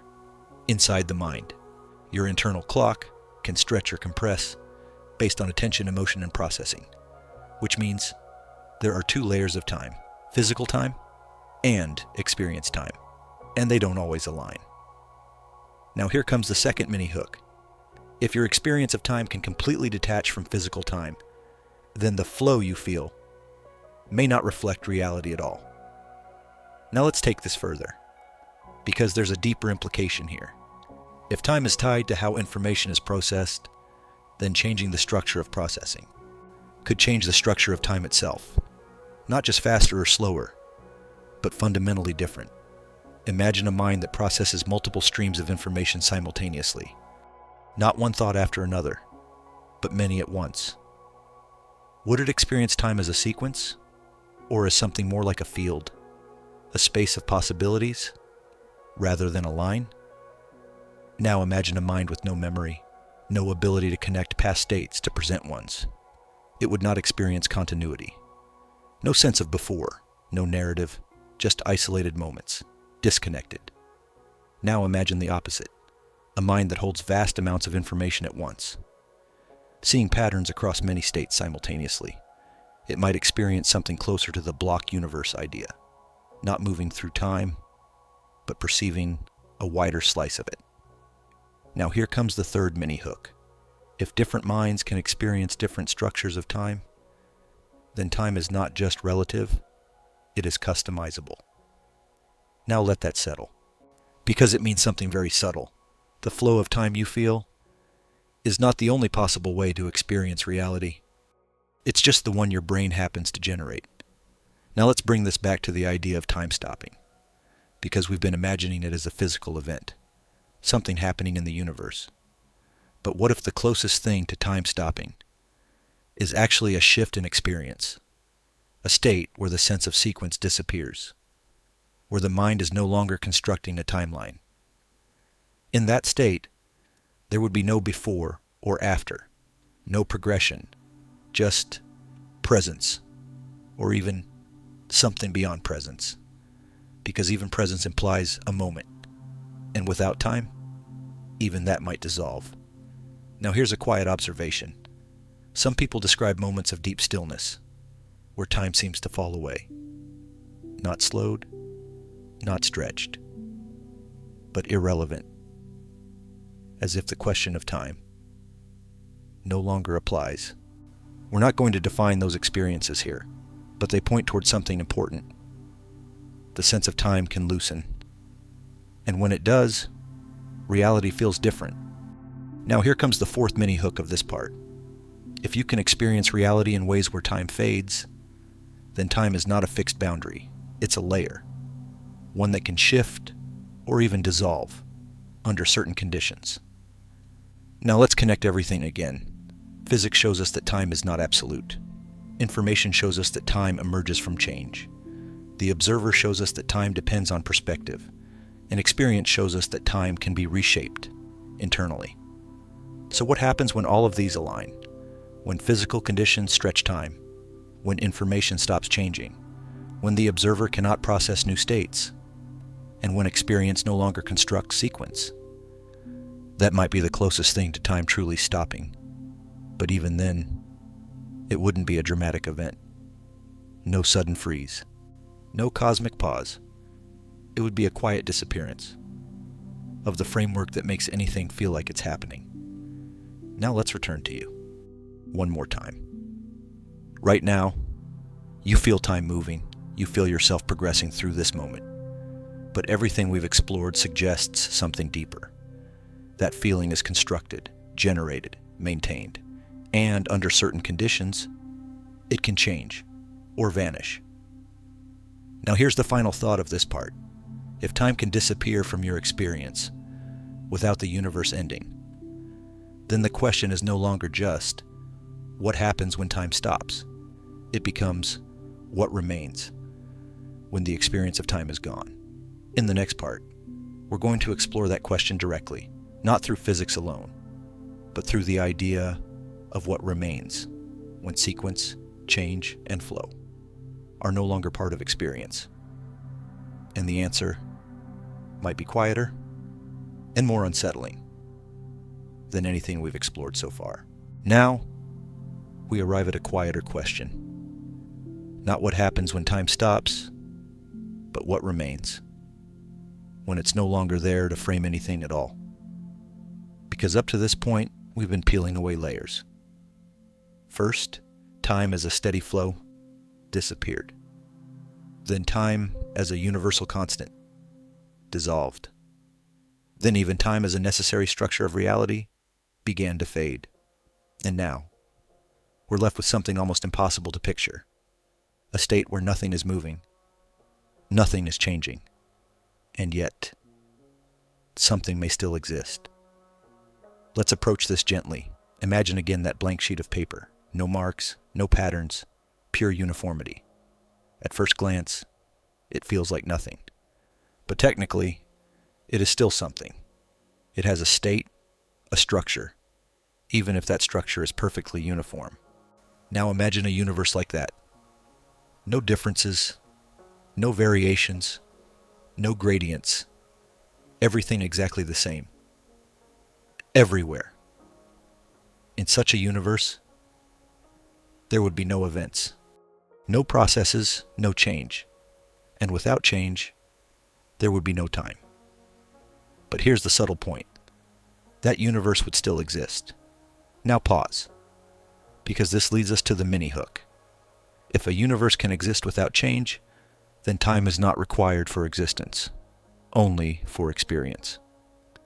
Now let's take one step further, because there's something even more delicate hidden here. In a perfectly uniform universe, there is no way to define position, no way to distinguish one place from another. Everything is identical, which means space itself loses meaning, because space depends on difference, distance, separation. Without variation, there is no way to say here versus there. So now something even deeper begins to emerge. Without change, there is no time. Without difference, there is no space. And without space and time, what remains? Not nothing, but something we don't have a clear language for. Now here comes the second mini hook. If both space and time depend on difference, then the deepest level of reality might exist without either of them. Now let that settle, because it suggests something profound. Space and time are not the stage. They are features that emerge when certain conditions are met. And when those conditions disappear, so do they. Now let's bring this back to experience. Because everything we've described so far is a kind of existence without experience. A structure with no events. A reality with no awareness of itself. Now imagine trying to be in that state. You can't. Because being requires change. Awareness requires contrast. There must be something to distinguish one moment from another. Without that, there is no sense of you, no sense of now. Now here comes the third mini hook. If awareness requires change, and change requires time, then without time, there is no awareness. Now pause, because this is where the idea becomes quietly unsettling. When we ask, what happens when time stops? We often imagine ourselves still there, frozen, aware, trapped in a single moment. But everything we've explored suggests something very different. There would be no you left to experience that moment. No awareness of stillness. No perception of being frozen, because the very structure that allows awareness would no longer be active. Now let's take this one layer deeper, because there's a subtle question hiding underneath all of this. If awareness disappears without time, then what is the relationship between consciousness and reality itself? Is consciousness just a process that happens in time? Or is it something more fundamental? Something that might exist in a different way, outside of time? We don't have a clear answer, but the question points towards something important. Because if consciousness depends on time, then time is not just a physical feature. It's part of what makes experience possible. Now let's connect this back to the beginning. We started with a simple question. What happens when time stops? We imagined frozen clocks, paused motion, a still universe. But now, that picture has completely changed. Because time stopping is not like pressing pause on a video. It's more like removing the entire concept of sequence. And when sequence disappears, so does experience. So does awareness. So does the idea of anything happening. Now here comes the fourth mini-hook of this part. If nothing can be experienced without time, then the absence of time is indistinguishable from the absence of experience itself. Now let that sink in, because it leads to a quiet conclusion. From the inside, time stopping would not feel like anything, not even stillness, not even darkness, just nothing. Not because nothing exists, but because there is no way to experience what exists. Now let's step back for a moment, because this might feel like the end of the question, but it isn't. It's actually the beginning of a deeper one. If time is required for experience, and experience is required for meaning, then what does it mean for something to exist without time? Is existence without experience still meaningful? Or is meaning itself something that only arises within time? Now we're touching something philosophical, but it connects directly back to physics, because physics can describe structures, states, relationships. But meaning is something that emerges when those structures are experienced, and experience requires time. Now let's return to you. One more time. Right now, you are experiencing this. Words unfolding, ideas forming, a sense of movement through thought. All of that depends on time, not just physical time, but the internal structure your mind creates. And that structure is what allows reality to feel like something. Now here's the quiet closing of this part. Time is not just a feature of the universe, it is the condition for anything to feel like it exists. In the next part, we're going to explore one final layer. Not just what happens when time disappears, but why the universe allows time to exist at all. Why this structure? Why this flow? Why this experience? And whether time is just an accident or something deeply connected to the very possibility of awareness itself. Now, we arrive at one of the most delicate questions of all. Not what happens when time disappears, but why it exists in the first place. Because after everything we've explored, time no longer feels like a given. It's not fundamental. It's not guaranteed. It's something that emerges under very specific conditions. So now the question becomes quieter, but deeper. Why does the universe allow those conditions to exist at all? Let's begin with something simple. Imagine all the possible ways a universe could be. Not just ours, but every conceivable variation. Some might have different laws of physics. Some might have no structure at all. Some might be completely static. No change, no dynamics, no events. In many of those possible universes, time would never appear, because nothing would change. Nothing would evolve. Nothing would unfold. Now compare that to our universe. It is full of change. Particles move, stars form and die, energy flows. Structures emerge, entropy increases. Everything is in motion. And because of that, time appears. Now here comes the mini-hook. If time only exists in universes where change is possible, then the fact that you experience time is already telling you something very specific about reality. Now let's take this further. Because not all change is enough. For time to feel meaningful, there must be a direction, a difference between past and future. And that, as we've seen, comes from entropy.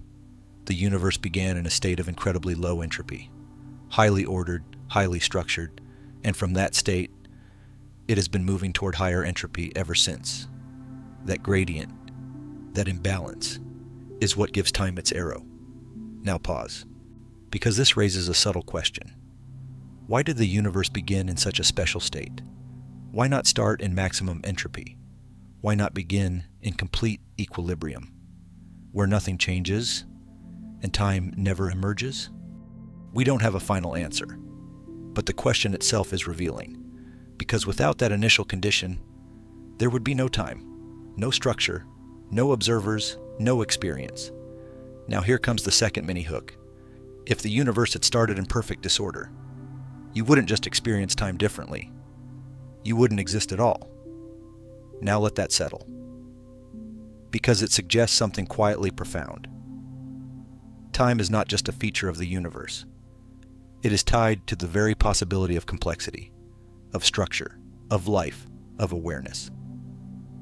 Now let's connect this to something deeper, because there's a concept sometimes called the fine-tuning of the universe.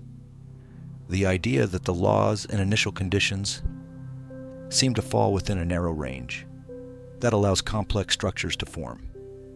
Stars, planets, chemistry, biology, and eventually, consciousness.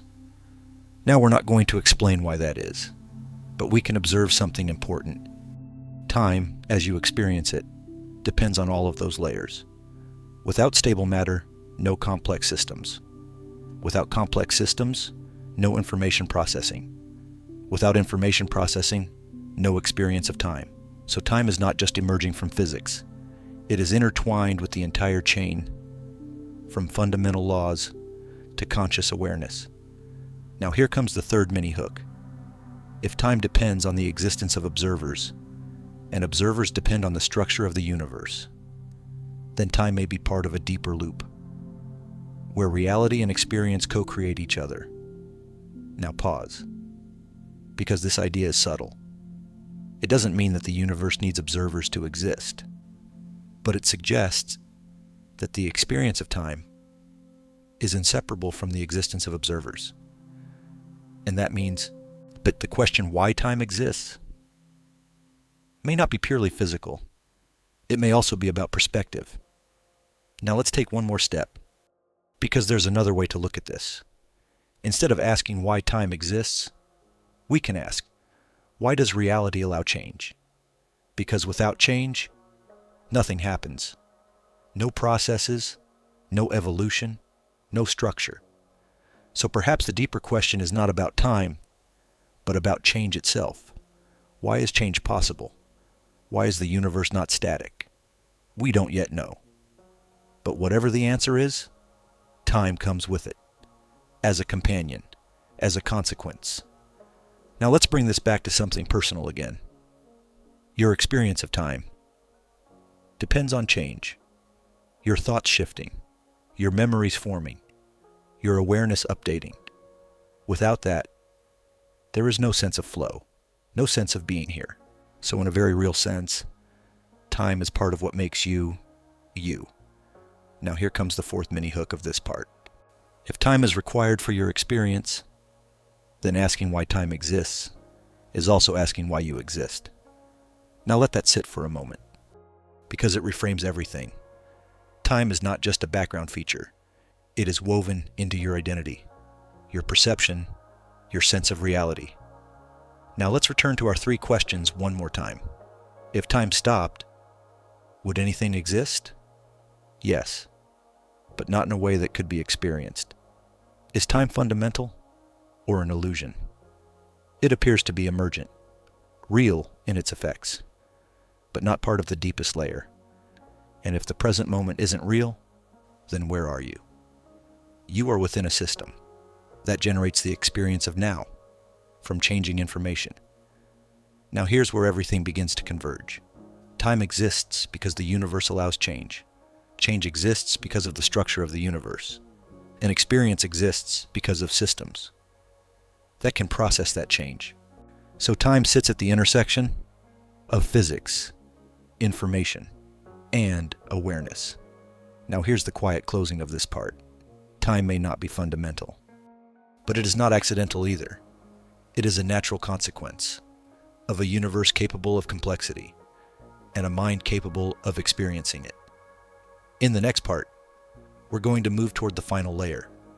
Not just why time exists, but what it means for something to exist within time, and whether the idea of ending, of time stopping completely, is even a meaningful concept, or just another illusion, created by the way we experience reality.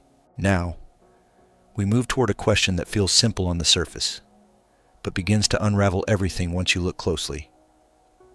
What does it actually mean for something to exist in time. Because all this time, we've been assuming something quietly, that things exist, and time is the stage they exist within. But what if that's backwards? What if existence itself is defined by time? Let's begin gently. Think about anything around you. A chair, a sound, a thought. When you say it exists, what do you really mean?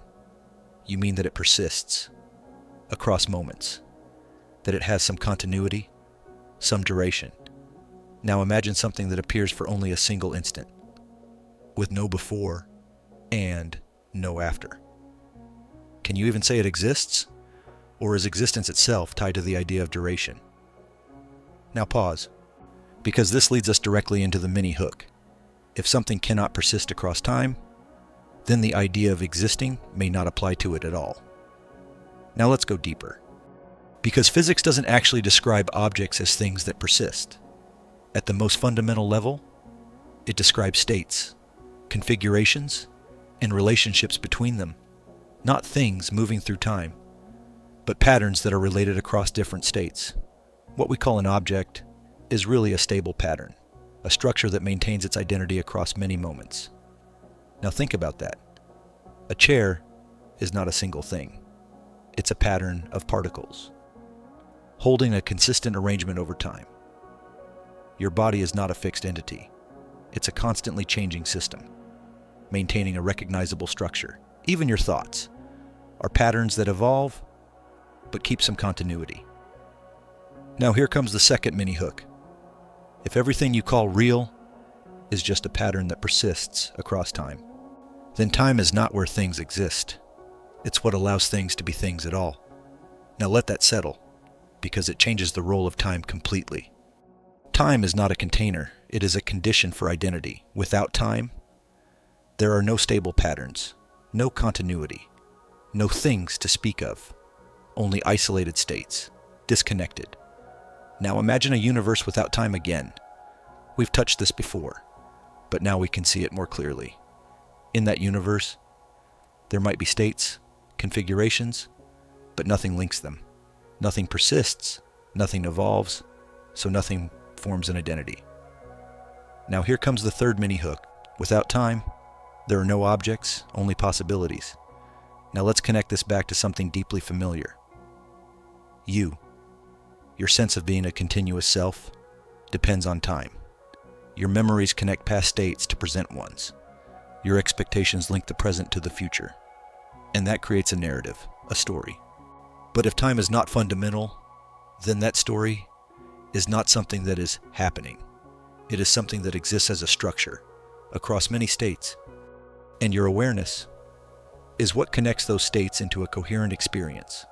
Now pause, because this leads to something subtle and powerful. You are not just existing in time. You are a pattern that extends across time. Now let's take this further, because there's an interesting consequence here. If identity depends on persistence across time, then changing the structure of time changes identity itself. Imagine a world where time flows differently, where sequences are rearranged, where memory works in another way. Would you still be the same, or would identity itself shift? Now here comes the fourth mini hook. If time defines how patterns persist, then time also defines what it means to be you. Now let that sink in, because it means your identity is not just tied to your body or your thoughts, but to the structure of time itself. Now let's return to the idea of time stopping, because now we can ask a more precise question. What happens to identity when time stops? If time is what allows patterns to persist, then without time, patterns cannot persist. And without persistence, there is no identity. So again, time stopping would not freeze you in place. It would remove the very structure. That allows you to exist as a continuous entity. Now let's go one layer deeper, because there's another subtle idea here. We often think of existence as binary. Something either exists or it doesn't. But what if existence is more like a spectrum? a pattern that is more or less stable across time. A rock is very stable. It persists for a long time. A flame is less stable. It constantly changes, but maintains a pattern. A thought is even less stable. It appears, shifts, disappears. Now imagine removing time. All of these patterns collapse into isolated states. No persistence, no stability, no distinction between something that lasts and something that doesn't. Now here comes the fifth mini hook of this part. If existence depends on persistence, and persistence depends on time, then time is not just part of reality, it is part of what makes reality real. Now let's bring everything together. We've seen that. Time gives direction through entropy. Time bends through gravity. Time emerges from information. Time depends on the observer. Time may be constructed by the mind. Time may not exist at the deepest level. And now, we see that time defines existence itself. Now here's the quiet realization. Without time, there is no story, no identity, no objects, no experience, not because nothing is there, but because nothing can be anything. Now let's return to our central question again. What happens when time stops? At this point, the answer is becoming clearer. Nothing happens, because happening requires time. But more than that, nothing is anything, because being requires persistence. Now, let that sit, because it's not an empty conclusion, it's a doorway. Because in the next part, we're going to ask one final deeper question. If time defines existence as we know it, then is there any sense in which something can exist outside of time? Not as a frozen moment, not as a static state, but in a way we don't yet fully understand. And that question may take us to the very edge of what we can think. Now, we step into the most difficult question of all. Not what happens inside time, not even what happens when time disappears, but whether anything can exist completely outside of it. Because up to this point, everything we've explored has been tied somehow to time. Change needs time. Experience needs time. Identity needs time. Even the idea of something happening depends on time. So when we ask, can anything exist without time? We're not just asking a physics question. We're asking whether existence itself can be defined without sequence. Let's begin carefully. Imagine a single number. Not changing, not moving, just there. It doesn't evolve. It doesn't unfold. It simply exists as a value. Now imagine a mathematical truth. Something like a relationship. It doesn't depend on time. It doesn't happen. It simply is. Timeless. Now pause, because this leads us to the mini hook. If something can exist as a pure structure without changing, then maybe existence without time is not impossible. Now let's go deeper, because physics has started to hint at something similar. Some of the most fundamental descriptions of reality look less like processes and more like structures. Not things evolving step by step, but relationships that exist all at once, in time. Appears only when we look at those relationships in a certain way. Now imagine that. Reality is a complete structure, not unfolding, not progressing, just existing, and time, as something that emerges only when part of that structure is experienced from a limited perspective. Now here comes the second mini hook. If reality is fundamentally a timeless structure, then time is not the foundation of existence. It's a lens, say through which existence becomes experience. Now let that settle, because it suggests something subtle. There may be two levels of reality, a timeless level, where everything simply is, and a time-bound level, where things appear to happen. Now let's take this further, because there's a question hiding here. If something exists outside of time, what does that actually mean? It cannot change. It cannot evolve. It cannot have a state before and state after. So it cannot tell a story. It cannot be experienced in sequence. It simply exists. as a whole. Now compare that to your experience. Everything you know is a story, a sequence, a flow, so a timeless existence would not feel like anything you've ever known. Now here comes the third mini hook. If something exists outside of time, it cannot be experienced the way you experience anything now. Now let that sink in, because it creates a kind of boundary. Not a physical one, but a conceptual one. Your mind is built to understand sequences. So anything beyond time is something you can only point toward, but never fully grasp. Now let's connect this back to identity again. You experience yourself as a continuous being, moving through time. But if there is a timeless level of reality, then you might also exist in a different way. Not as a story unfolding, but as a complete pattern, a structure that contains all your moments at once. Now pause, because this idea can feel strange. You are not just the version of yourself right now. You are the entire pattern, across all moments, and your experience is moving through that pattern, one piece at a time. Now here comes the fourth mini hook. If your full existence is a timeless structure, then the you feel right now is just a slice of something much larger. Now let that settle, because it changes the meaning of time again. Time is not what creates you. It is what reveals you, piece by piece. Now let's go one layer deeper, because there's an important distinction here. Something timeless is not frozen. It is complete. There is no paused moment, no stop time, because those ideas still depend on time. Instead, it is something that does not require time at all. Now think about that carefully. When we imagine time stopping, we imagine being stuck in a moment. But a truly timeless state would not contain moments. It would not contain before or after. So it would not feel like being stuck. It would not feel like anything. Now here comes the fifth mini hook.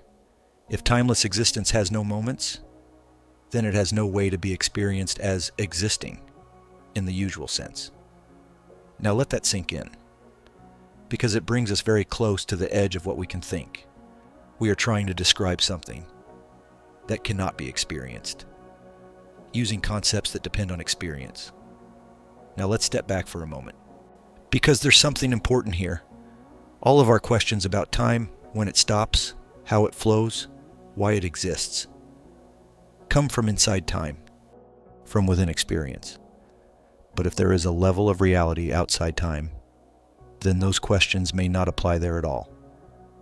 Now here's the quiet realization. Time is not just something we study. It is the framework that makes questioning possible.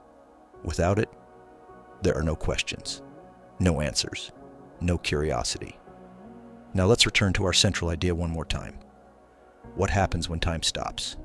At this point, we can see that the question itself begins to dissolve, because stopping implies a process, a transition, a before and after. And without time, those concepts no longer exist. So instead of asking what happens when time stops, we are led to a different kind of understanding. There may be a level of reality where the idea of happening doesn't apply at all. Now here's the quiet closing of this part. If something exists outside of time, it does not begin. It does not end. It does not change. It simply is. And whatever that is might be, it is not something you move through, but something that contains all movement within it. In the next part, we move toward the final layer of this journey. Not just what time is, or what lies beyond it, but what all of this means for the question we started with, and whether the idea of time stopping is something that can ever truly happen, or something that only exists inside the way we experience reality. Now, we're almost at the end of this journey, and something subtle has happened along the way. The question we started with, what happens when time stops, doesn't feel the same anymore. At the beginning, it sounded like a dramatic event, a frozen universe, a paused reality. But now, After everything we've explored, it feels like something else entirely. Something quieter. Something that doesn't quite fit the way we normally think. So let's gather everything. Slowly. Because this is where all the threads begin to come together. We've seen that time is not fundamental. It emerges from change, from entropy, from the flow of information. We've seen that time bends with gravity, that it depends on the observer, that it can stretch, compress, and even disappear from experience.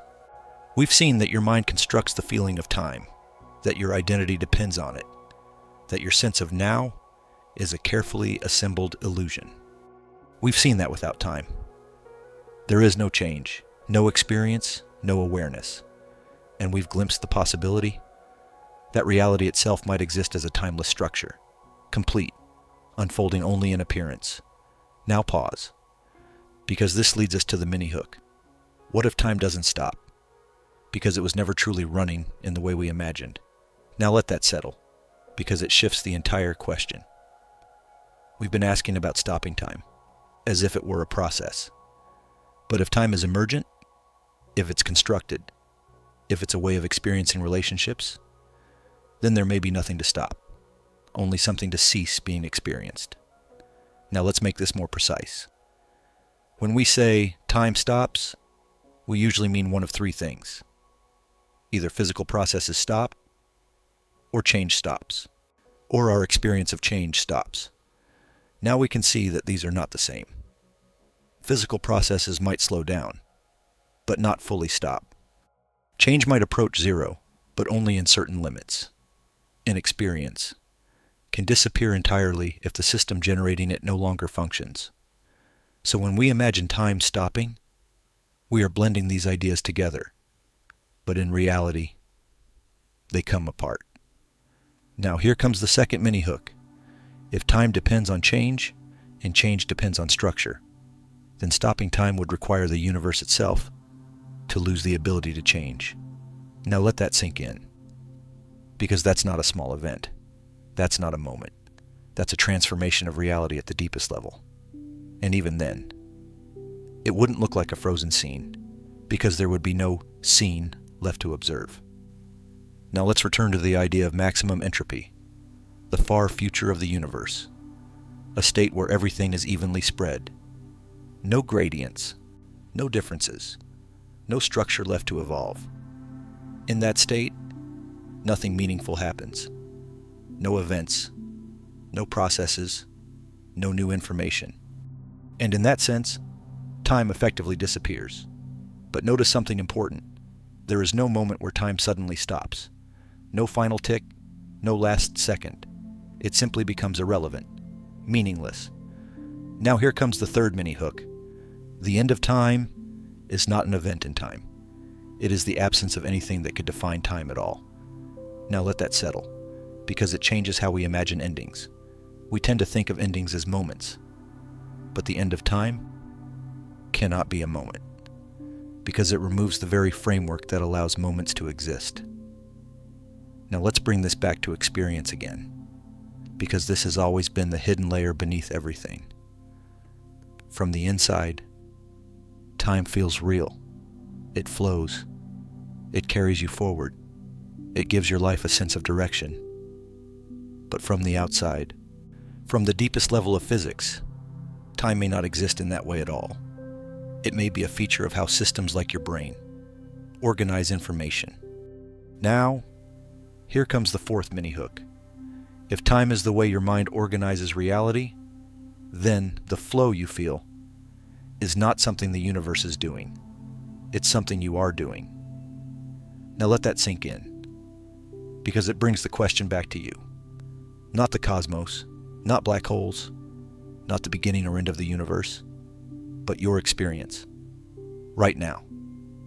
You feel time moving, you feel yourself progressing, but everything we've explored suggests something deeper. That feeling is constructed, generated, maintained, and under certain conditions. It can disappear. Now let's ask the question one final time. What happens when time stops? At this point, the answer is no longer a single image. It's a realization. Time does not stop like a clock. There is no universal pause. Instead, there are situations where change disappears, where entropy reaches its limit, where information no longer updates, where the observer can no longer experience sequence. And in those situations, time doesn't stop. It simply no longer applies.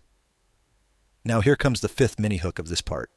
When time disappears, nothing is frozen, because there is no longer anything to be frozen. Now let that sit, because it's the quietest conclusion we've reached.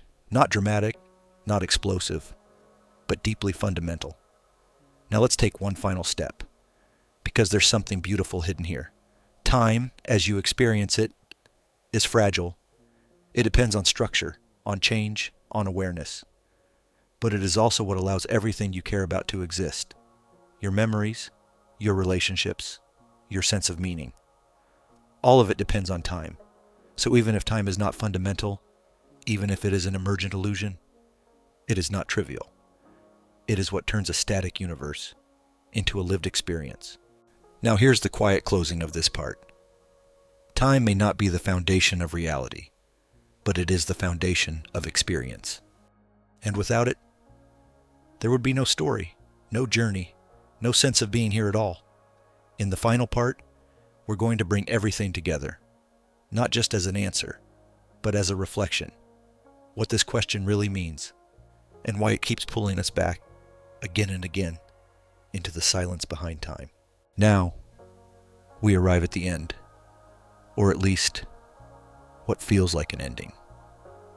But after everything we've explored together, even that idea begins to soften. Because what is an ending? In a universe where time itself is not fundamental, what does it mean for something to end if time is only a way of experiencing change? Let's return, very gently, to where we began. A simple question. What happens when time stops? At first, it felt like a dramatic moment, a final second, a frozen universe, a stillness you could imagine yourself inside. But now, that picture has dissolved, because we've seen something deeper. Time is not a river that suddenly halts. It is not a machine that can be switched off. It is not even a universal stage where everything unfolds. Time is something that appears when change happens, when information flows, when a mind connects one state to another, and when those conditions are gone, time doesn't stop. It simply isn't there anymore. Now pause, because this is the final mini-hook. If time is not fundamental, then the question was never about time stopping. It was about what remains when the illusion of time falls away. Now let that settle, because this is where everything becomes quiet. We've seen that without time. There is no change, no sequence, no experience, no awareness.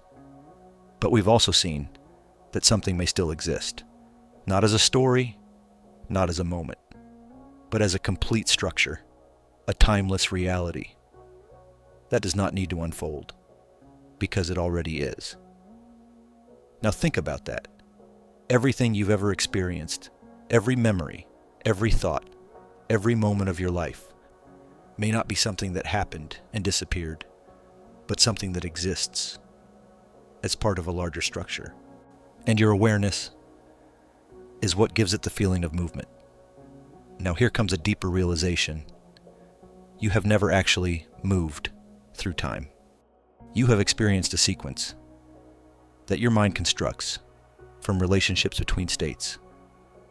And that sequence feels like a journey.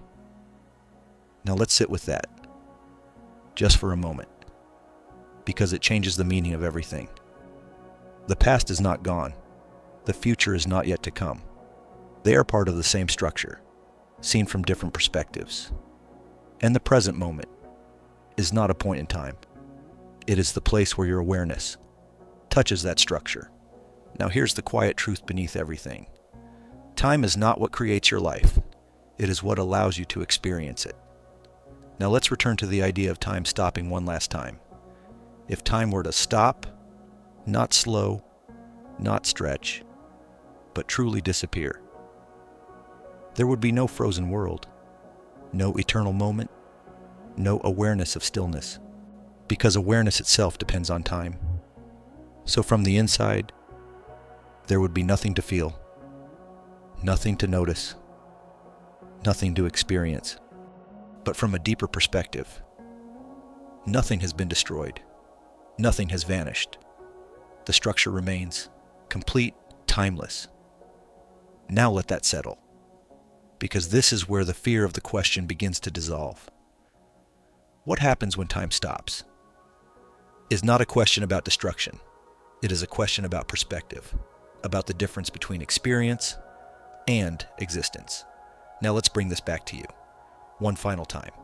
Right now, you are here, listening, thinking, feeling the flow of ideas. Time feels real, it feels continuous, it feels like something carrying you forward. And in your experience, it is. But now you've seen behind that feeling.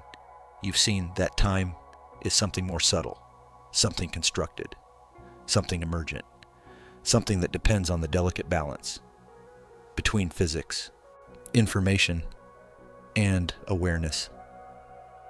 And that makes it fragile, but also beautiful, because without time, there would be no story, no meaning, no sense of journey.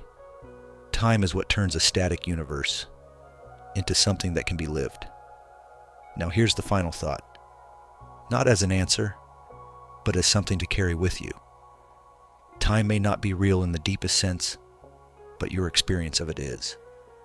And that experience is what gives everything its meaning. So instead of asking when time will stop, perhaps the deeper question is, what does it mean to experience time at all? And what does that reveal about the nature of reality and your place within it? And if this quiet journey through time and beyond it has stayed with you, if it made you pause or wonder or feel that strange sense of curiosity about the universe, you can gently like the video or subscribe to the channel. It helps these slow explorations continue and brings more minds into these questions that don't rush to answers. And before you drift away, there's another question waiting, just beyond this one. If time is not fundamental, then what is the universe actually made of? And what would reality look like if we could see it without the lens of time at all?